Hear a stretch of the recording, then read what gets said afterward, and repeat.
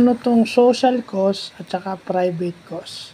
So, yung private cost muna, no? Yung private cost is yung cost na nai-incur ng producer in producing goods or services. Kumbaga, lahat ng gastos ng producer sa paggawa ng produkto o sa pag-maintain at pag-ooperate ng service, that is private cost. Pag sinabi mo namang social cost, yun na yung accumulation o sum of all private cost as a consequence of being exposed to that transaction. So, ibig sabihin,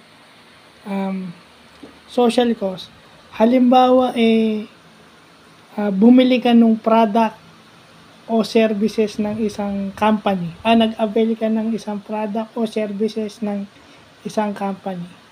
So, kapag nag-accumulate yung private cost ng company, kasi sinabi so ibig sabihin accumulated.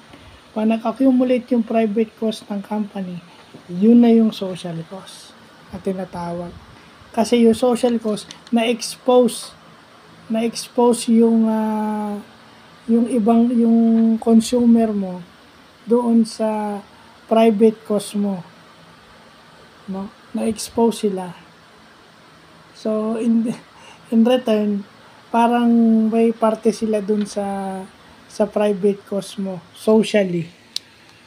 Yeah, so yun, alam na natin yung at least na-review.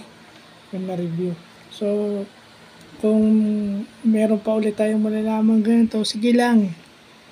Kasi butit na pag-aaralan natin itong mga to dahil importante to.